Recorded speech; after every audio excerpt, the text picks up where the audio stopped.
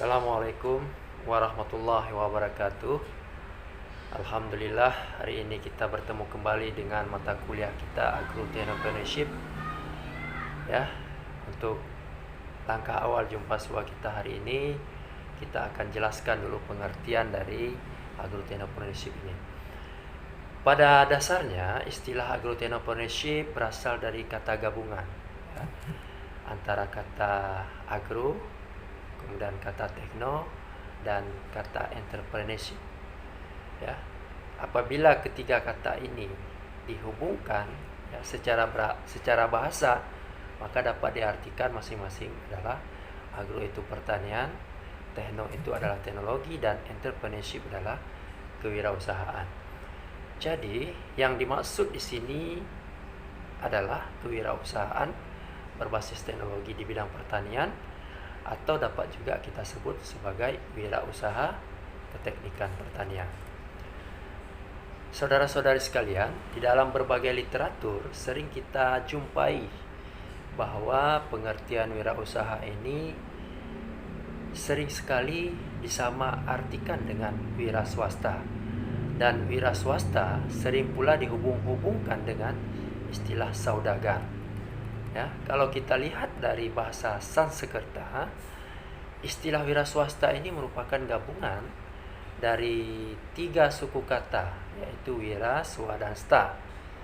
Nah, yang masing-masing kata berarti wira adalah manusia unggul atau manusia teladan yang berbudi luhur, berjiwa besar, dan merupakan pahlawan atau pendekar kemajuan dan memiliki keagungan watak. Sedangkan swa artinya adalah sendiri dan sta artinya berdiri. Jadi manusia unggul yang berdiri di atas kakinya sendiri, ya. Sedangkan istilah saudagar tadi dia terdiri dari 2 suku kata, yaitu sau yang berarti 1000 dan dagar berarti akal. Nah, jadi saudagar berarti 1000 akal. Nah, bertolak dari makna etimologis tersebut, ya, maka wira swasta dapat definisikan sebagai sebuah keberanian, keutamaan, serta keperkasaan di dalam memenuhi kebutuhan serta memecahkan permasalahan hidup dengan kekuatan yang ada pada diri sendiri. Asal kata wirausaha sendiri, saudara-saudara sekalian, ini merupakan terjemahan dari istilah dalam bahasa Perancis, yakni entrepreneur, yang kalau di dalam bahasa Inggris diartikan sebagai between taker atau go between, ya, dalam bahasa Indonesianya perantara. Nah, ada pandangan yang menyatakan bahwa istilah entrepreneur dapat diganti dengan wira swasta. Ada pula yang menyebutkan wirausaha, di mana istilah kewirausahaan digunakan untuk istilah entrepreneurship. Nah, kesimpulannya adalah kedua istilah ini sama, walaupun rumusannya berbeda-beda, namun karakteristiknya adalah sama. Namun terdapat perbedaan pada fokus antara kedua istilah tersebut. Kalau wira swasta, ia lebih fokus pada objek, ya. Ada usaha yang mandiri, sedangkan wira usaha lebih menekankan kepada jiwa, semangat, dan kemudian diaplikasikan di dalam aspek kehidupan. Seiring dengan berkembangnya ilmu pengetahuan di bidang kewirausahaan atau entrepreneur, dewasa ini banyak sekali memunculkan istilah baru, ya, seperti misal intrapreneur, kemudian ada teknopreneur, ada juga sociopreneur, dan ada ekopreneur. Nah, pada hakikatnya semua istilah tersebut merupakan konsep dari kewirausahaan atau entrepreneur itu sendiri. Nah, Sebagaimana kita telah singgung tadi di awal, istilah entrepreneur sendiri apabila diartikan dalam bahasa Indonesia dapat berarti pengusaha atau wira swasta, yakni orang yang memiliki usaha sendiri dan mengelola usahanya sendiri dengan ide atau konsep-konsep yang baru. Sehingga entrepreneur memiliki kebebasan dalam menentukan budaya kerjanya sendiri, jadwal kerja sesuka hatinya, bahkan juga terkait dengan seragam yang ingin digunakan juga sesuka hatinya. Nah, disebabkan memiliki kebebasan tersebut, maka resiko pun sepenuhnya ditanggung sendiri. Saudara-saudari sekalian, istilah intrapreneur dapat dinyatakan terhadap seseorang entrepreneur yang berada dalam suatu organisasi, lembaga atau perusahaan. Intrapreneur disebut juga corporate entrepreneurship. Artinya seorang intrapreneur bukan merupakan pemilik dari suatu bidang usaha tersebut, sehingga ia tidak memiliki kebebasan seperti halnya entrepreneur. Walaupun demikian, seorang intrapreneur tetap dapat memberikan ide atau gagasan baru dengan menggunakan sumber daya yang ada pada organisasi, lembaga, atau perusahaannya. Jadi, resiko yang ditanggung oleh seorang intrapreneur relatif lebih kecil apabila dibandingkan dengan seorang entrepreneur. Contoh usaha entrepreneur antara lain seperti refill Refill kemasan isi ulang. Kemudian ada saset atau kemasan yang diperkecil. Dan adanya varian-varian, apakah varian fungsi, varian rasa maupun varian khasiat dalam suatu produk. Nah, ini merupakan contoh-contoh dari sebuah usaha yang tergolong sebagai intrapreneur. Nah, bagaimana yang disebut dengan technopreneur? Technopreneur adalah sebuah konsep kewirausahaan yang menggunakan teknologi sebagai kunci utama di dalam menghasilkan produknya, mengolah produk, maupun memberi layanan atau jasa. Biasanya, seorang technopreneur ini memperkenalkan inovasi teknologi yang baru dan membuat teknologi lama menjadi tergantikan. Contoh, misal sekarang seperti transportasi online, penjualan online, pembuatan aplikasi internet, sosial media, dan seterusnya. Nah, technopreneur umumnya dihasilkan dari sinergisitas antara pemilik ide yang kreatif dengan berbagai pusat riset, termasuk perguruan tinggi. Nah, terdapat dua unsur penting yang menunjang technopreneurship. Yang pertama, adanya teknologi yang dapat memenuhi kebutuhan konsumen. Dan yang kedua, teknologi tersebut dapat menghasilkan profit atau boleh mendatangkan keuntungan. Nah, jadi konsep technopreneurship pada dasarnya merupakan proses pengintegrasian antara teknologi dengan skill wirausaha dengan basis pengembangan yang bertitik tolak pada adanya invensi dan inovasi dalam bidang teknologi. Sementara itu, istilah sociopreneur, ini sering juga kita dengar sekarang, itu diperuntukkan untuk kegiatan usaha atau pelaku usaha yang tidak hanya fokus terhadap profit. ya, tetapi ia juga fokus pada aspek sosial. Oleh karenanya, seorang sosiopreneur dapat melihat peluang usaha yang ada di sekitarnya, di samping dapat menghasilkan keuntungan juga memiliki fungsi untuk meningkatkan kesejahteraan sosial bagi masyarakat yang ada di sekelilingnya. Contoh sosiopreneur ini adalah seperti pembinaan usaha mikro, kemudian pengelolaan air minum, pemanfaatan kecerdasan buatan atau big data, ya, dan lain sebagainya. Nah, sociopreneurship ini merupakan salah satu upaya untuk memperkenalkan atau memberikan solusi-solusi baru terhadap problematika sosial.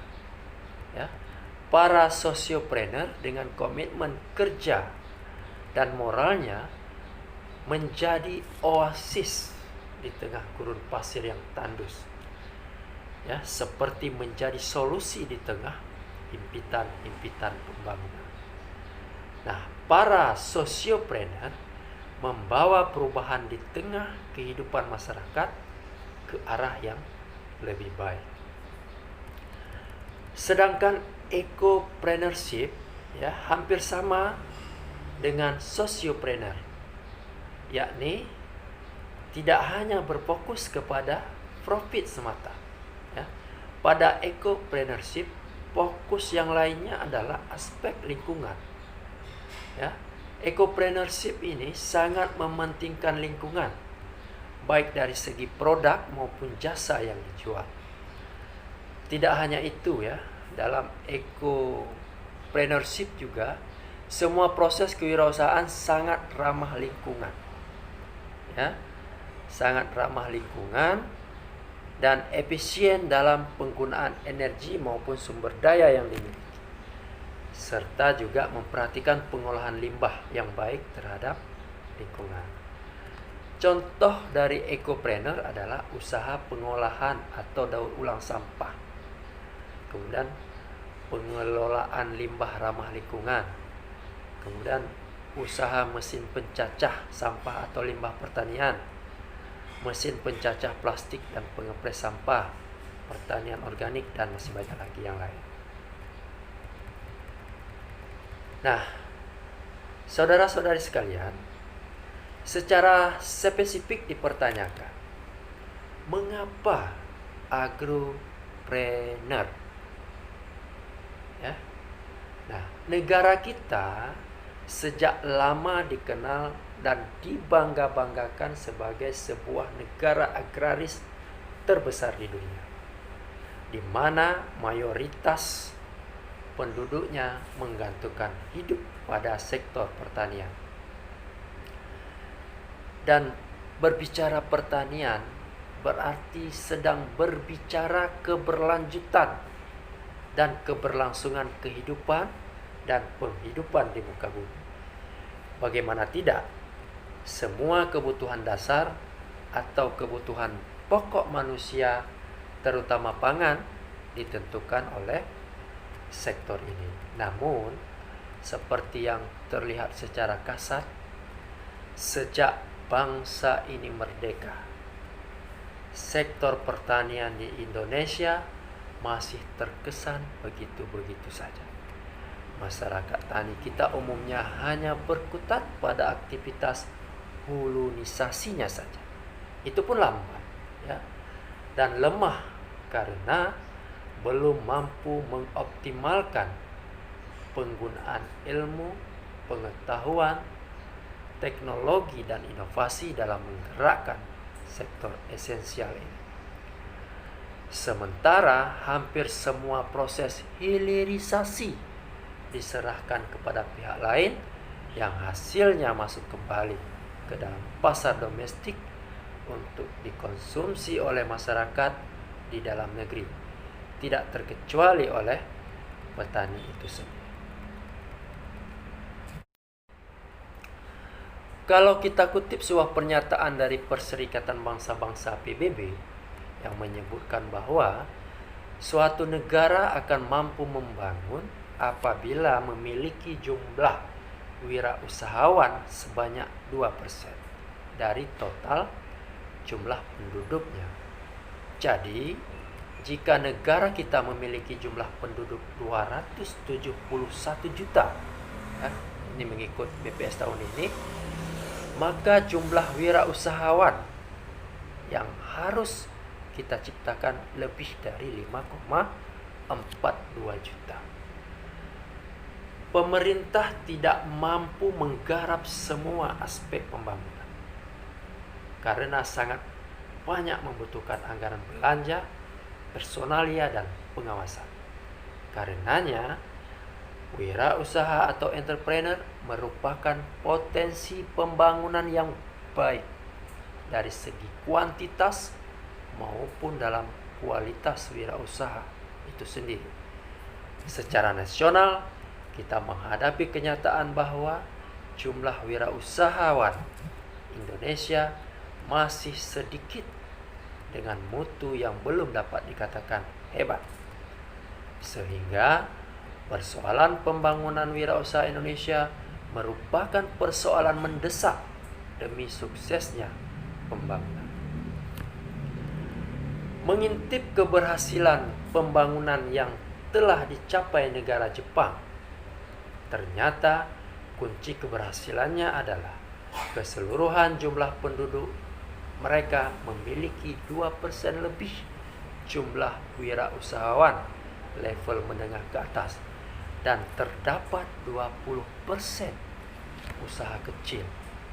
Nah, merujuk hal tersebut, jika negara kita memiliki 5 juta entrepreneur besar dan menengah, maka kita harus mencetak 30 juta entrepreneur kecil.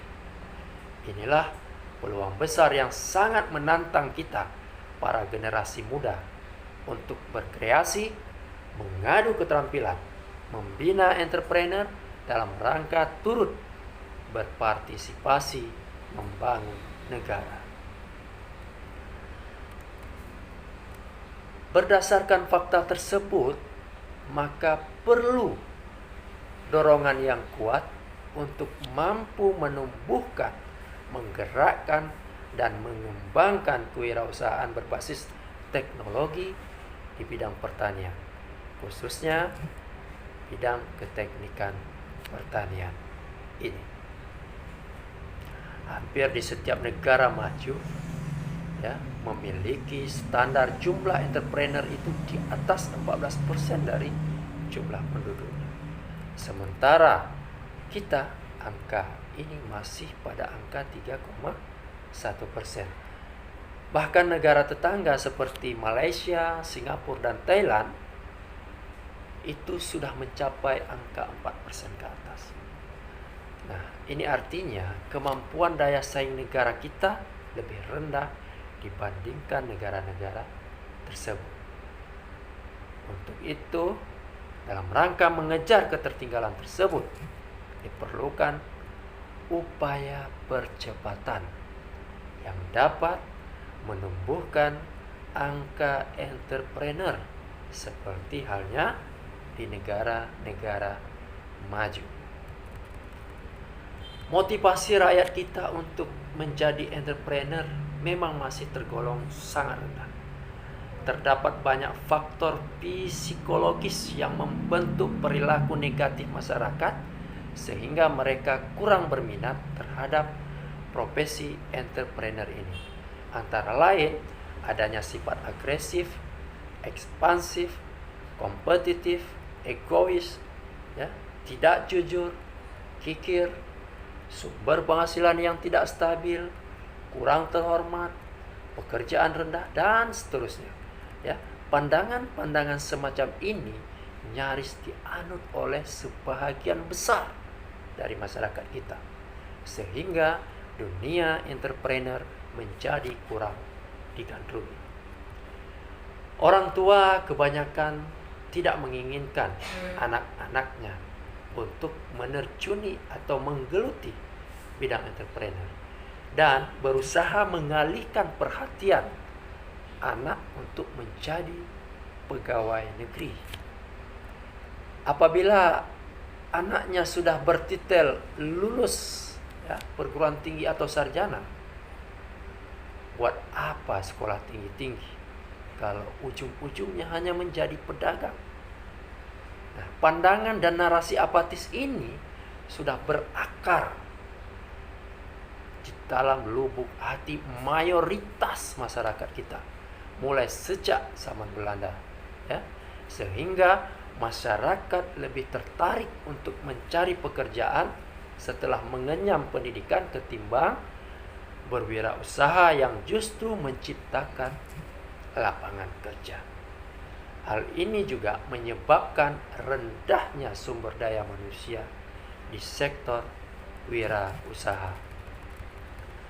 Belum lagi adanya stereotip yang berkembang di kalangan masyarakat yang terlalu mengagung-agungkan profesi tertentu sebagai penghasil pundi-pundi kekayaan dan tolak ukur kesuksesan. Seperti contoh misal di era tahun 1980-an, profesi dokter dinobatkan sebagai profesi seseorang yang memiliki intelektual tinggi dan berkelimpahan harta. Disebabkan hal itu, hingga sekarang pun kita masih menjumpai bahwa minat lulusan sekolah menengah atas ya untuk melanjutkan studi ke fakultas kedokteran itu lebih tinggi dibandingkan dengan fakultas-fakultas yang lain, apalagi fakultas pertanian. Di samping itu, kita paling sering mendengar bahwa entrepreneur sulit untuk mendapatkan akses modal. Sebagai contoh saja ya, hampir dapat dipastikan tidak ada satu pihak perbankan pun yang mau menerima ijazah sarjana atau lulusan perguruan tinggi sebagai angunan pengambilan kredit modal. Nah, ini berbeda dengan SK Pegawai Negeri yang pada umumnya adalah merupakan nasabah dominan yang tujuan penggunaannya pun hanya bersifat konsumtif. Ini belum lagi cerita soal dukungan masyarakat terhadap minat memakai, menggunakan atau mengkonsumsi produk pengusaha lokal. Sehingga berita kalah saingnya produk dalam negeri dibandingkan produk dengan produk luar negeri maksudnya selalu menghiasi media pemberitaan kita. Hasil observasi lapangan ya di kalangan pedagang-pedagang buah di pasar tradisional saja nih ya, buah-buahan lokal tidak mampu bersaing dengan buah-buah impor. Padahal jika kita cermati produk lokal kita banyak yang memiliki kualitas baik atau bahkan lebih baik dari buatan atau produk asing. Tetapi masyarakat kita masih enggan dengan produk lokal dan lebih memilih produk interlokal. Karenanya tidaklah mengherankan bila negara kita tertinggal jauh dari negara tetangga yang seakan-akan memiliki spesialisasi dalam profesi bisnis. Mereka dapat mengembangkan bisnis besar-besaran mulai dari industri hulu hingga ke industri hilir. Saudara-saudara sekalian, mayoritas penduduk Indonesia merupakan umat Islam. Dan di dunia, Indonesia merupakan komunitas muslim terbesar. Islam merupakan agama yang paling sempurna dalam segala hal. Tetapi sebagian besar kita lupa atau tidak tahu banyak tentang salah satu kesempurnaan ajaran syariat Islam yang mengharuskan umatnya agar bekerja dan berbisnis atau menjadi seorang entrepreneur. Konsep entrepreneur ya pada hakikatnya telah muncul sejak zaman dahulu kala. Pada masa Rasulullah SAW, konsep ini telah banyak dipraktekkan bersama para sahabat seperti Abu Bakar As-Siddiq, Utsman bin Affan, Abdurrahman bin Auf, bahkan istri Rasulullah sendiri, Siti Khadijah binti Khuwailid. Rasulullah Muhammad SAW pernah ditanyai oleh para sahabat, "Ya Rasulullah, pekerjaan apakah yang paling baik?" Rasul menjawab, "Seseorang yang bekerja dengan tangannya sendiri dan setiap jual beli yang bersih." Ini hadis riwayat Al-Bazzar. Nah, kalimat bekerja dengan tangan sendiri ini anonim dari wirausaha. Sedangkan jual beli yang bersih adalah sebagian dari kegiatan dalam profesi bisnis.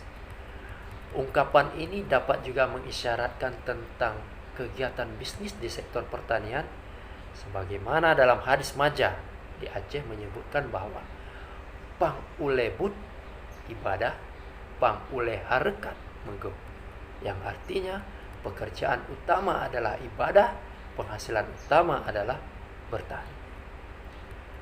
Barangkali kita lupa menangkap sinyalemen mengapa Rasulullah Muhammad SAW mempraktekkan profesi dagang sebagai kegiatan utama selain menjalankan dakwah kerasulannya. Dalam hadis lain Rasulullah bersabda, pedagang yang jujur dan terpercaya adalah bersama para nabi, orang shodiqin dan para syuhada. Hadis riwayat Tirmizi dan Hakim. Hadis ini juga menyebutkan sesungguhnya sebaik-baik penghasilan ialah penghasilan para pedagang, yang mana apabila berbicara tidak bohong, apabila diberi amanah tidak khianat, apabila berjanji tidak mengingkari, dan apabila membeli tidak mencela, apabila menjual tidak berlebihan dalam menaikkan harga, apabila berhutang tidak menunda-nunda pelunasan, dan apabila menagih utang tidak memberatkan orang yang sedang kesulitan. Nah, berdasarkan dalil di atas, diketahui bahwa Islam sangat menganjurkan bagi para penganutnya untuk berwirausaha, mengedepankan akhlakul karimah di dalam menjalankan. Islam mengajarkan bahwa perniagaan tidaklah semata-mata mencari keuntungan secara duniawi saja, melainkan juga seorang entrepreneur harus pula membekali dirinya dengan bekal iman yang kuat dan ilmu syar'i, khususnya yang berkaitan dengan fikih muamalah, agar bisa menjadi entrepreneur yang baik dan benar, serta tidak terjerumus dalam hal-hal yang dilarang atau haram. Berkaitan hal-hal yang dilarang dan haram ini, Rasulullah SAW juga memberi warning yang tegas bahwa sesungguhnya para pedagang atau pengusaha akan dibangkitkan pada hari kiamat sebagai para penjahat, kecuali pedagang yang bertakwa kepada Allah, berbuat baik dan jujur. Hadis riwayat Tirmizi. Demikian hebatnya motivasi dan pedoman entrepreneur dalam Islam. Dari itu harusnya akan banyak para entrepreneur di negara kita tercinta ini yang mengikuti jejak dan sunnah baginda Rasulullah Sallallahu Alaihi Wasallam.